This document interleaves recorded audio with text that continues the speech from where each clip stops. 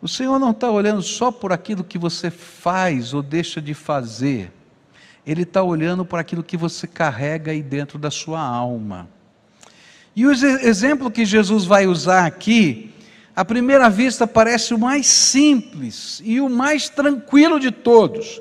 Tem algum assassino aqui? Tem alguém? Você já matou alguém? Se tem, levanta a mão.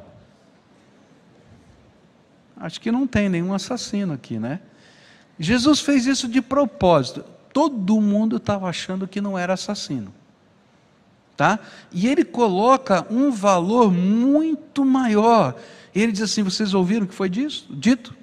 Ó, não mata, tá? E quem matar vai preso, vai ser julgado, vai ser condenado, vai ser, depende, no Brasil nem tanto, mas tudo bem.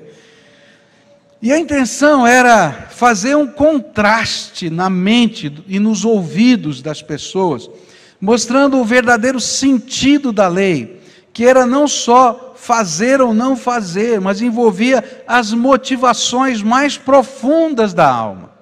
E é interessante que este princípio não é novo, ele é colocado ao longo de toda a Bíblia, e a gente vai encontrar esse princípio antes do primeiro homicídio na terra. Você lembra qual foi o primeiro homicídio na terra?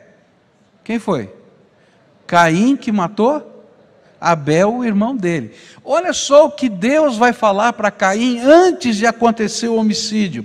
Gênesis 4, versículos 6 e 7, a Bíblia diz assim: então o Senhor disse: por que você está com raiva? Por que anda carrancudo? Se tivesse feito o que é certo, você estaria sorrindo, mas você agiu mal, e por isso o pecado está na porta, à sua espera. Ele quer dominá-lo, mas você precisa vencê-lo. Isso ele fala antes de Caim matar Abel. Ele diz: olha, toma cuidado com a ira que está aí no teu coração, porque um pecado maior está na porta. Você vai acabar matando o seu irmão. O primeiro homicídio aconteceu primeiro no coração de Caim, que se encheu de inveja. A inveja é porque Deus aceitou a oferta do seu irmão e não aceitou a dele. E se encheu de ira, porque agora o culpado não é Deus, é o irmão que tomou o lugar dele. E se encheu de rancor. E aí pensamentos ruins vieram na sua mente. Por isso o Senhor vai nos ensinar que estes sentimentos, quando abrigados em nossos corações, são vistos por Deus como homicídio. Mas eu lhes digo que qualquer que se irá contra o seu irmão estará sujeito a julgamento, e também qualquer que disser ao seu irmão racá será levado ao tribunal, e qualquer que disser louco corre o risco de ir para o fogo do inferno. Jesus incluiu pensamentos, palavras, ações, raiva, insulto, bem como assassinato, no âmbito desse mandamento. Jesus vai usar duas palavras que estão aqui, uma foi traduzida, a outra não foi traduzida, e que parece difícil para a gente entender. A primeira é a palavra racá, que eu li aqui, que ninguém traduziu, só colocou do jeito que está escrito em hebraico. Não existe essa palavra racá na língua portuguesa. A outra foi traduzida como louco, não é? É a palavra morê, tá? Essa palavra morê também não existe na nossa língua. E é muito difícil porque os vários comentaristas vão tentar explicar o sentido dessa palavra. Você já viu que é tão difícil que o tradutor da Bíblia decidiu transliterar a primeira. Mas eu achei aqui um autor chamado Bruce, que ele explica essas duas palavras de uma maneira muito interessante. Ele diz o seguinte: racá expressa desprezo pela cabeça de um homem. Você é estúpido, tá? Você está fazendo essas coisas porque você não pensa, você é uma pessoa que não tem consequência, você é alguém que não tem cabeça, cabeça de vento. Talvez essa seja a melhor expressão em português. Você é cabeça de vento, tá? A segunda palavra, moré, ela tem a ver com o caráter. Você é um canalha. E aí Jesus está dizendo assim para a gente entender. O que Jesus queria ilustrar é que os sentimentos destrutivos dentro da nossa alma, eles são evolutivos. Primeiro você tem uma dor. Eu me sinto machucado por alguém. Depois eu tenho raiva. E essa raiva é ira dentro de mim. Depois eu desejo ferir essa pessoa porque ela me feriu. E eu uso palavras. Né? Você é inconsequente, você é isso, você é aquilo. Palavras que têm a ver não com o caráter, mas com o jeito de ser da pessoa. Depois eu não me contento mais de ferir só com essas palavras. Eu começo a inferir juízo. E essas palavras têm o desejo de ferir ainda mais, e elas são cheias de interpretação do caráter. Você é um cafajeste, você é um sem vergonha, você é isso, você é aquilo. E depois a gente começa a evoluir, porque esses sentimentos vão gerar em nós atitudes crescentes, que podem chegar até um assassinato. Às vezes não chega ao assassinato, mas dentro da nossa alma a gente já matou essa pessoa, dos nossos relacionamentos, da nossa vida e de modo geral. Por isso, toda forma de amargura sempre vai ser condenada em toda a Escritura.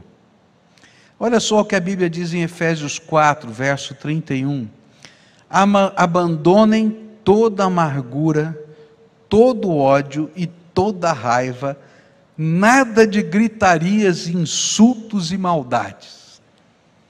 Tem muita casa que precisa ler esse versículo todo dia. Vamos falar baixinho aqui que ninguém nos ouça, né? Você já foi vizinho de alguém de prédio, de apartamento? Ninguém escuta, hein? Segredo, hein? Tá? E que essa pessoa grita, xinga, fala com o filho, com o marido assim, e fala palavrão. Já ouviu? Quem já foi vizinho de alguém assim? Tem alguns aqui, né?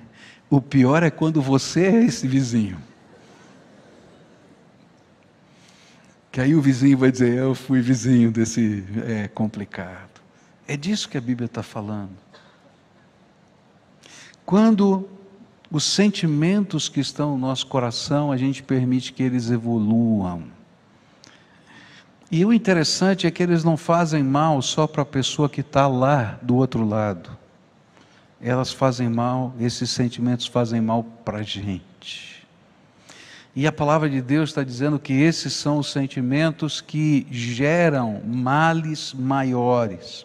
Por isso a Bíblia vai falar em Tiago 3, versículos 14 a 16, mas se no coração de vocês existe inveja, amargura, egoísmo, então não mintam contra a verdade, gabando-se de serem sábios.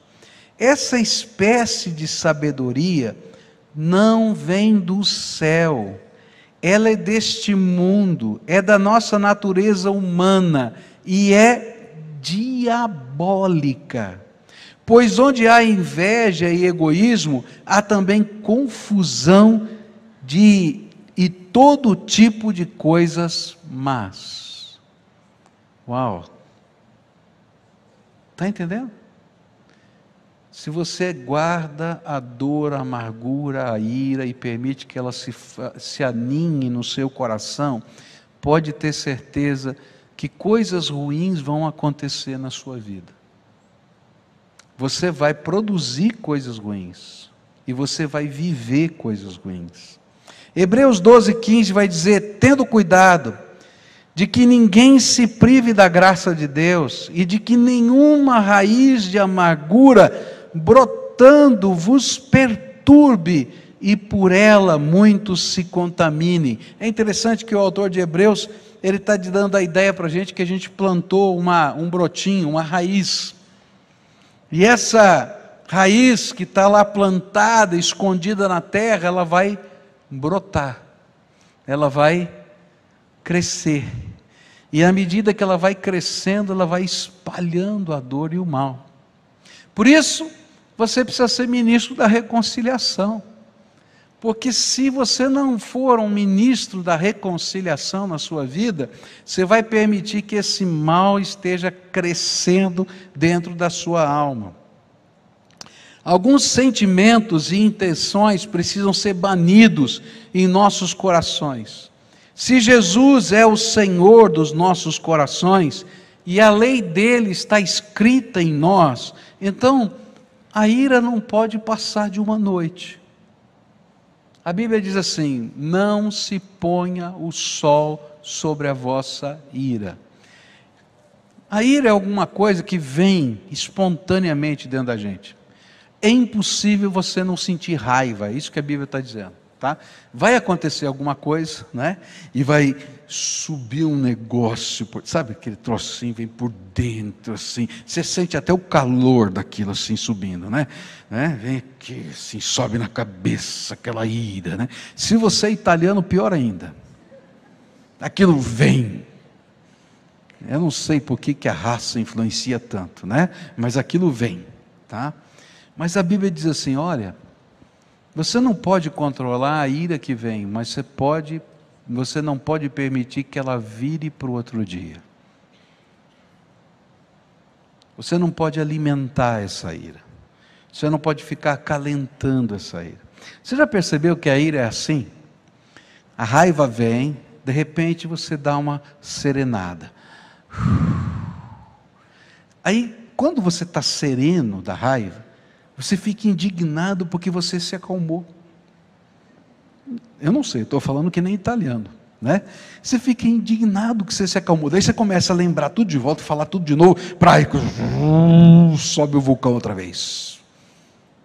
O que a Bíblia está dizendo é assim: já passou? Chega. Não adianta mais você ficar revigorando essa raiva dentro de você. Por quê? Porque ela vai evoluir para coisas piores. A palavra de Deus está dizendo, nesse princípio, que para ser ministro da reconciliação, a gente tem que tratar primeiro de dentro. A amargura são aqueles sentimentos para com pessoas que amargam a vida. A gente fica amargo porque a gente está carregando um sentimento ruim com a pessoa. Eu não sei, é difícil explicar a amargura, tá? Eu fiquei pensando num jeito de explicar o que é amargura. A única coisa que veio na minha cabeça, eu não sei se eu vou conseguir explicar, é gosto de guarda-chuva na boca. Já sentiu aquele gosto de guarda-chuva na boca? Sim. Essa é a amargura. A gente pensa naquela pessoa e a vida fica amarga, né? E a Bíblia diz: ó, toma cuidado porque a tua vida fica amarga. E você amarga a vida das pessoas que estão ao redor, que não tem nada a ver com aquilo. Porque quando a gente fica amargo, a gente não está falando só daquela pessoa que trouxe a amargura, a gente deixa amarga a vida por onde a gente passa, a gente vê as coisas ruins, a gente vê as coisas erradas, a gente está sempre bravo, a gente está sempre irritado, porque a amargura está dentro da gente. E a Bíblia diz assim: olha, não pode ser assim, porque esses são os princípios do assassinato dentro de você. É interessante porque isso acontece quando os nossos direitos são feridos, e a gente vai ter que aprender nessa vida a colocar os nossos direitos na mão de Deus, e se a gente coloca os nossos direitos na mão de Deus, a gente pode ter paz. Nada acontece que Deus não esteja no controle. Essa é uma verdade tremenda para a minha vida. Nada acontece que Deus não esteja no controle, e todas as coisas contribuem para o bem daqueles que amam a Deus. Todas. Deus está no controle. Ah, mas o diabo está fazendo isso. Olha, se o diabo quiser pegar com a mão, Deus vai me dar com duas, porque eu confio na graça dele. Então, quando eu consigo viver esse sentimento na minha alma, eu estou em paz. Eu posso enfrentar os problemas. Eu posso descansar na mão de Deus, sem ter que brigar, ofender, machucar, porque eu estou colocado diante do Senhor. O que gera esses sentimentos, às vezes, são os preconceitos, as humilhações, o dinheiro, as situações financeiras. Eu vou descansar no poder de Deus. O verdadeiro amor toma forma na reconciliação e no acordo. E quando o coração endurece, não há reconciliação nem acordo, e a verdadeira fé fica obstruída. Cuidado!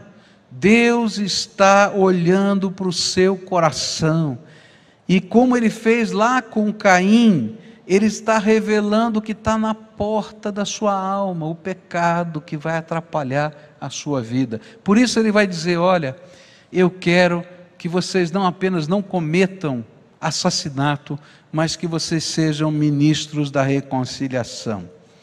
Versículos 23 e 24 vão ensinar para a gente uma coisa tremenda. Diz assim: portanto, se você estiver apresentando a sua oferta diante do altar, e ali se lembrar de que seu irmão tem algo contra você, deixe a sua oferta ali diante do altar, e vá primeiro reconciliar-se com o seu irmão, e depois volte e apresente a sua oferta.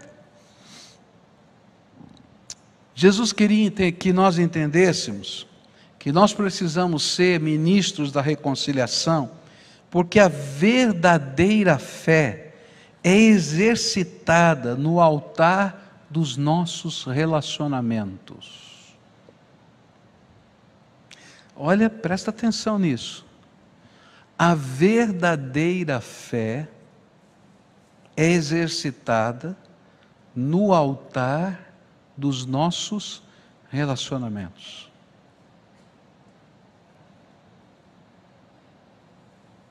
Tem muita gente imaginando que fé é uma coisa meramente individual, privada, que a gente vive no quarto.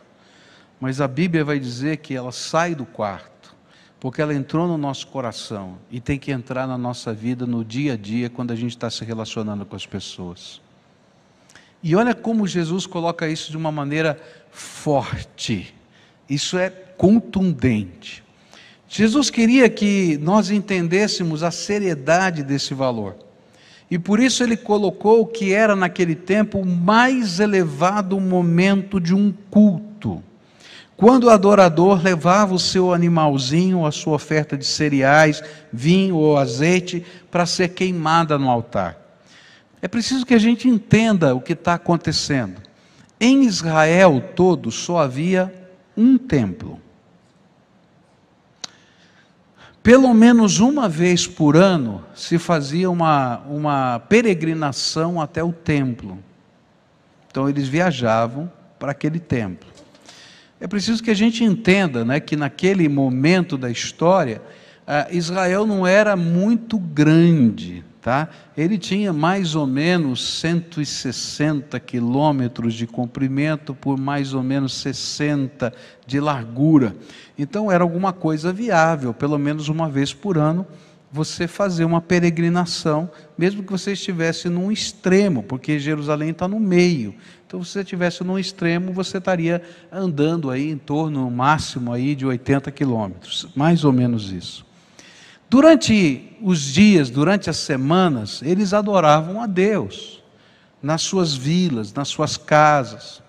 Eles oravam, eles liam a Torá, né? Eles faziam tudo isso. Mas quando eles iam para o templo, era um momento supremo. E eles levavam o seu animalzinho, que era a oferta para perdão dos pecados. Ou eles levavam uma oferta de gratidão a Deus. As ofertas de gratidão, elas eram, se fosse um animal, eles eram queimados, não, eles eram assados no altar, e você comia junto com a família, dizendo os motivos da ação de graças. Havia ofertas que eram derramadas sobre o altar, o vinho e o azeite eram derramados sobre o altar. A farinha era levada também para o altar, para abastecimento. Aquilo era oferta, era momento de suprema devoção. Agora, olha só o que o Senhor vai dizer. Se você está com o teu coração cheio de amargura, cheio de ira, cheio de ódio, se tem alguma coisa que está atrapalhando o seu relacionamento com alguém, se alguma coisa não vai bem, quando você estiver lá no templo, trazendo a sua oferta, não entrega, porque Deus não vai aceitar. Deixa de lado, sai dali, resolve o teu problema com o teu irmão, depois você volta e continua a fazer o que você estava fazendo. Jesus estava dizendo que se esta pessoa não estivesse disposta a se reconciliar, a oferta não teria sentido. Por isso ele manda que fosse deixado de lado no altar e que procurasse o irmão para reconciliação.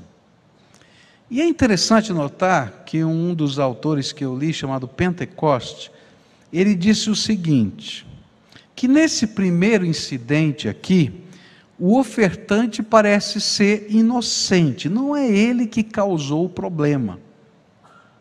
Parece que a ideia que Jesus está dando é que quem causou a confusão não foi ele, foi o outro. Mas se ele souber que o seu irmão está irado com ele, ele não tem também o direito de trazer a oferta. Por isso, muito embora ele fosse inocente, Deus coloca sobre ele a responsabilidade de corrigir o erro. Deus não está dizendo aqui para esperar que o irmão irado venha e endireite a situação. Deus diz que se a pessoa sabe que alguém não comunga com ela, cabe a essa pessoa procurar a reconciliação. Isto porque o altar da fé é exercitado no altar dos relacionamentos, pois as pessoas são mais importantes para Deus do que qualquer coisa, inclusive as expressões da nossa religiosidade. A grande lição é que os nossos relacionamentos revelam que tipo de fé e que tipo de justiça nós praticamos. Se ela é parecida com a dos fariseus, ela vai ser bonitinha. A gente está aqui de terno, gravata, bonitinho, veio no culto, tudo maravilhoso, entregou o dízimo, fez tudo certinho, participa da ceia do Senhor, que maravilha.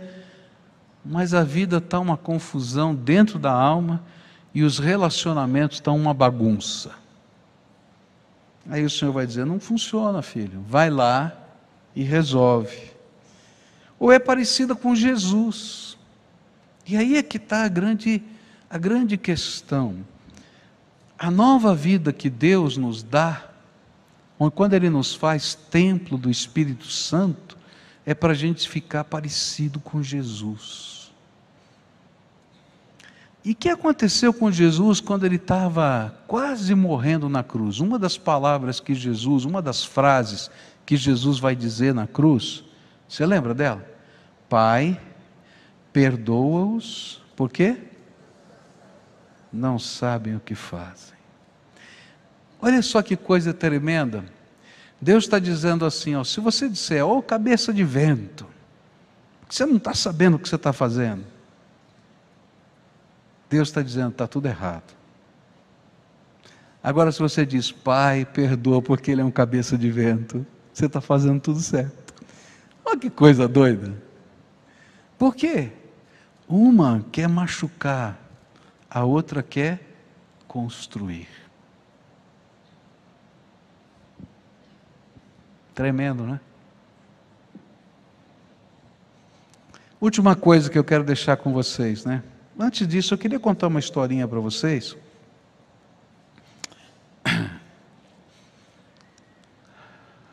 Pouco tempo antes de eu vir para cá, para Curitiba, eu estava pregando um sermão no Dia das Mães. E falei sobre perdão. Sabe por quê? Porque muitos problemas a gente atravessa na vida. Todos nós atravessamos problemas de várias naturezas diferentes. Mas se tem um problema que marca a vida da gente, é quando a nossos relacionamentos dentro da nossa casa se quebram. E é triste dizer, mas tem filhos que não conversam com pais, tem pais que não conversam com filhos, tem irmãos que não se conversam há muitos anos. Eu conheço vários. E se a gente não aprender essa lição do Senhor, que é que as pessoas que Ele ama e que você ama, são mais importantes para Deus e para você, e se a gente não estiver disposto a pagar o preço, porque perdoar, queridos, é pagar a conta inteira e não cobrar mais. E é por isso que é tão ruim perdoar. Dá gosto de guarda-chuva na boca. Você vai pagar a conta que não deve. Mas se a gente não estiver disposto a perdoar, não tem como crescer nessa vida, não tem, porque aquilo vai fazer mal dentro da gente. Eu estava pregando sobre esse assunto e tinha um casal que era uma das primeiras vezes que estava, na verdade era a primeira vez que eles estavam vindo ao culto. Era Dia das Mães, e marido e mulher disseram assim entre eles: vamos a uma igreja? Ele falou, vamos. Ele falou, mas que igreja que a gente vai? Sei lá, vamos arrumar uma igreja para ir, faz tempo que a gente não procura nada de Deus, nada, tal, etc. Vamos numa igreja. Ele falou, tá bom, então eu vou fazer o seguinte, eu vou pegar a lista telefônica, eu vou achar uma igreja e a gente vai lá. Bom, eu pastoreava a igreja Batista de Água Branca, BIA, né? Igreja Batista de Água Branca. Era uma das primeiras da lista. Tem essa igreja aqui, é perto da nossa casa, tal. E eles foram lá, assistiram um culto. A palavra de Deus tocou profundamente no coração deles. E aí no final do culto, um olhou para o outro e disse, e agora? Porque tinha tido uma briga de família, e esse casal tinha rompido o relacionamento com o pai dele e com a mãe dele, sogro e sogra da esposa. Tinha tido uma acusação contra ela, ela ficou muito magoada, não era verdadeira, era uma confusão danada, nem eu entendi direito. Naquele dia eles olharam um para o outro, era Dia das Mães, e eles olharam assim e falaram, a gente tem que resolver esse problema, porque os meus pais não conhecem os netos dele. Mas como é que a gente vai aparecer no Dia das Mães lá? E aí Deus dá umas estratégias incríveis, né? Eu falo assim, por que a gente não vai numa rotisserie e compra alguma comida? E a gente vai na casa da sua mãe, porque é Dia das Mães, para comemorar o Dia das Mães, toca a campainha e coloca os netos na frente. Estratégia boa, fala a verdade, né? Aí eles fizeram exatamente, passaram, compraram alguma coisa, os netinhos na frente, tocaram a campainha, abriram a porta, olharam assim, olharam, ninguém abriu a boca, entra, né? E entraram e passaram o dia, ninguém tocava no assunto. Aí quando eles estavam saindo, o pai perguntou para o filho, filho, o que aconteceu para vocês virem aqui hoje? Eu não queria entender. E ele contou a história, nós estávamos em casa, tal, lista telefônica, igreja, e nós ouvimos, viemos aqui. E ele disse assim, e vocês vão voltar lá? Hoje à noite nós vamos voltar lá. Eu quero ir nessa igreja, porque eu quero conhecer esse Jesus que promove reconciliação. Está entendendo?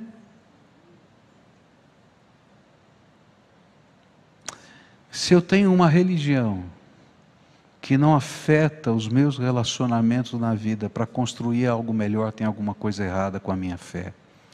Porque a verdadeira fé se manifesta no altar dos relacionamentos.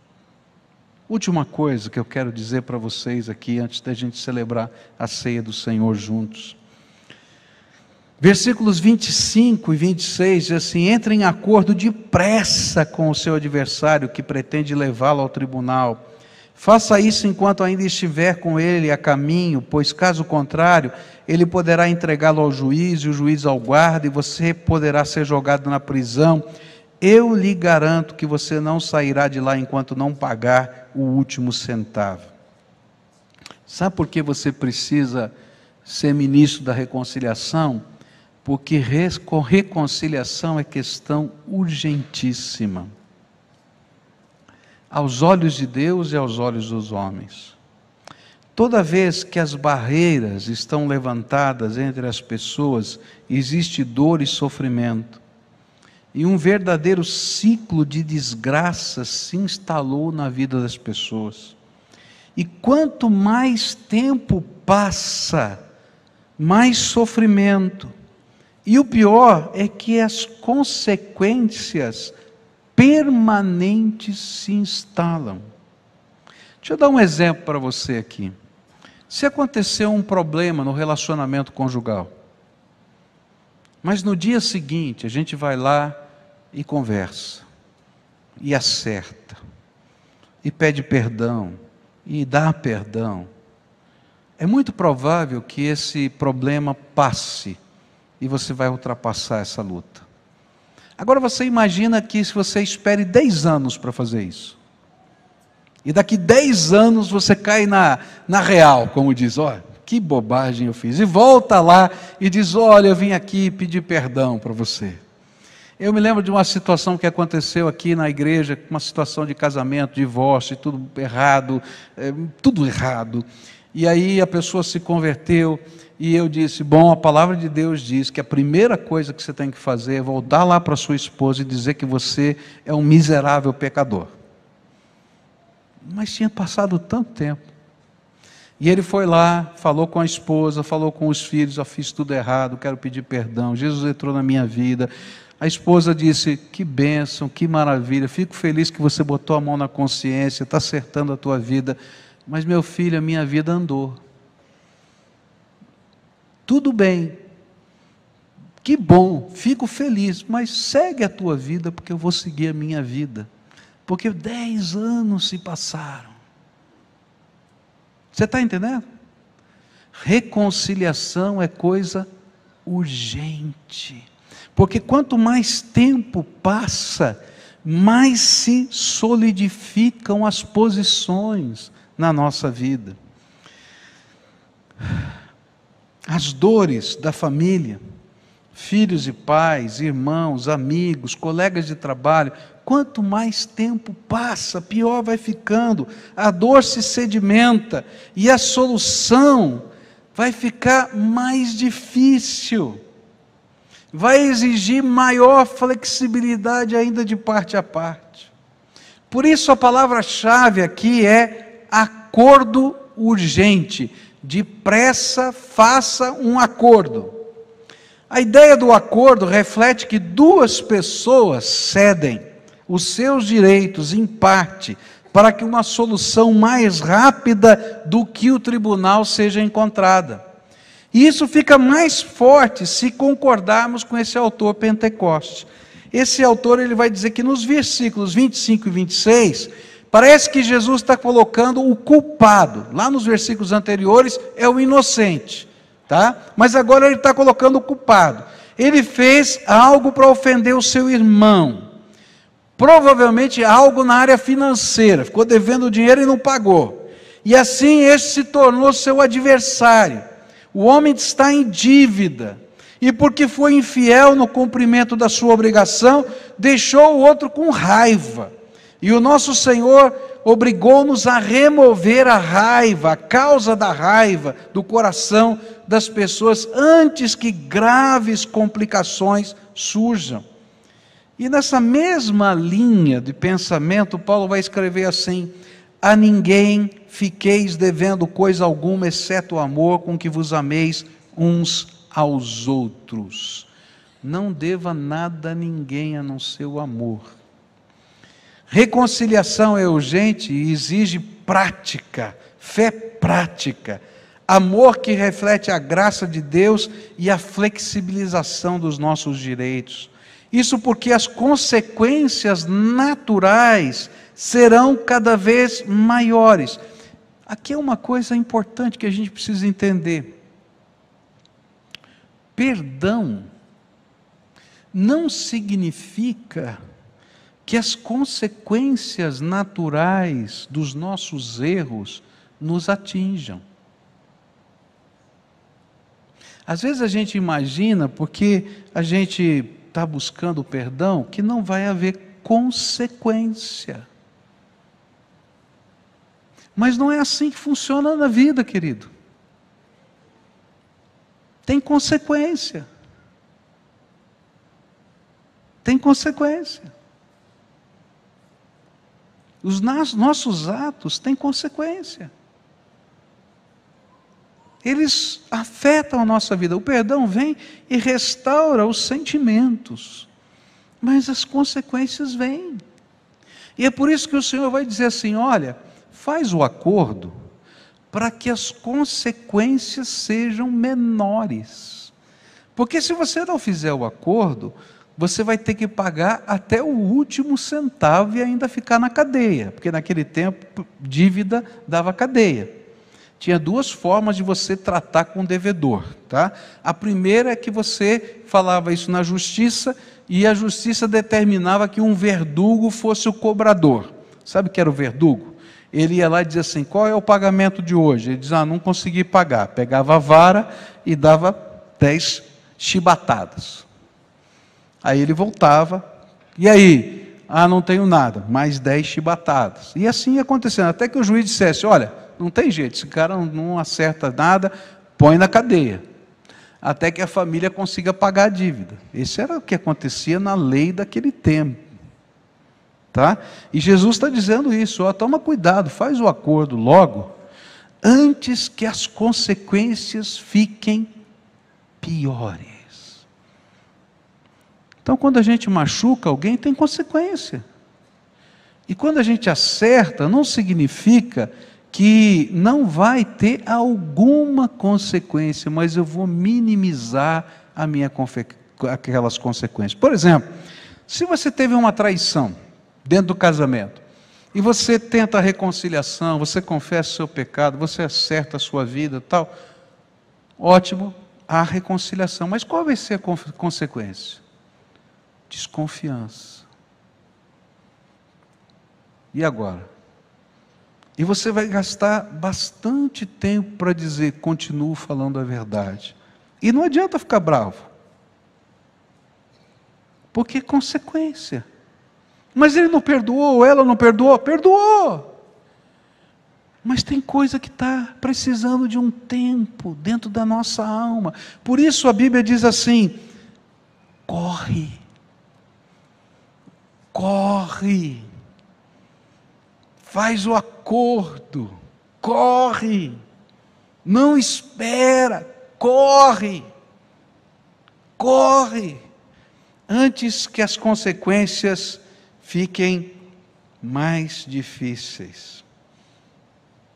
Por isso Jesus diz assim, olha, eu lhe garanto que você não sairá de lá enquanto não pagar o último centavo. Faz o acordo, corre. Deus nos fez ministros da reconciliação.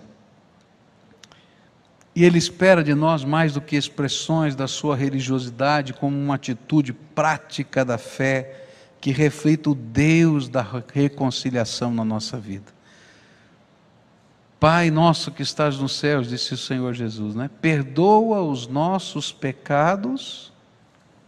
Como é que é? Não lembra mais, não? Perdoa os nossos pecados. Eu acho que você não lembrou, não. Vamos de novo. Perdoa os nossos pecados. Uau! Se Jesus usar esse critério com você, como é que vai ser? Se o Senhor falar assim para você, filho, só vou perdoar o seu pecado quando você aprender a perdoar o outro. Tu vai para o inferno. Tem gente que diz assim, não sou Deus para perdoar. Você já ouviu essa? Eu já. Sou Deus, quem dá perdão é Deus.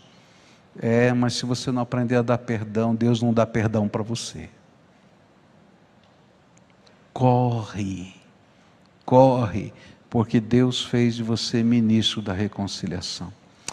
Nós vamos agora celebrar a ceia do Senhor, e a ceia do Senhor é o memorial supremo da reconciliação. Eu acho que tudo aquilo que a gente falou aqui hoje está retratado nesse memorial. A Bíblia diz que não há uma pessoa que busque a Deus, que Deus não tivesse buscado essa pessoa primeiro. Aquele que não tem pecado, aquele que não fez nada de errado, foi aquele que correu para buscar-nos antes do dia do julgamento. E quando a gente tomar desse pão e beber desse vinho, a gente vai estar lembrando disso. O Senhor da reconciliação nos escolheu para sermos ministros da reconciliação nessa terra. E Ele disse, olha, antes de fazer a sua oferta no altar, antes de deixar a sua oferta, antes de você tomar da ceia do Senhor, antes de você tocar um instrumento, antes de você cantar no coro, antes de você levantar-se para cantar um hino de adoração e louvor, reconcilie-se com o seu irmão. Eu queria que a gente orasse agora, e que você olhasse para a tua vida, o que é que tem na tua vida, nos seus relacionamentos que precisam ser acertados. Agora lembra, a gente procura reconciliação, sabendo que às vezes as consequências vão acompanhar a gente e a gente vai persistir nessa postura de reconciliação. Porque assim é a vida. Mas é vontade de Deus que a gente continue buscando essa reconciliação. Então curva a tua fronte agora, e há uma oração que Deus quer que você faça, que eu não posso fazer por você. O que existe dentro da tua alma fazendo barreiras, quebrando, e que precisa ser trabalhado. Talvez você já tenha trabalhado, e então pede graça de Deus para poder restaurar as consequências no tempo. Mas não desista, caminha. Mas se você ainda não fez nada, está esperando alguma coisa, lembra, Deus está colocando sobre você o ônus da iniciativa. Quem sabe hoje seja o dia de comprar uma comida e chegar na casa, eu não sei se com os netinhos ou não na frente, mas dá um passo nessa direção, porque Deus te fez ministro da reconciliação. Pai, nessa hora, quando vamos nos preparar para celebrar a ceia do Senhor, e que ouvimos que o Senhor, que veio para reconciliar o homem com Deus, espera de nós, assim como de uma maneira tão forte o assassinato é algo horrendo, o Senhor coloca diante de nós que a ira, a amargura, a dor não resolvida, o perdão não liberado, é algo horrendo aos teus olhos. Por isso eu quero te pedir, Senhor, ouve a oração do teu povo que aqui está, e manifesta, Senhor, graça.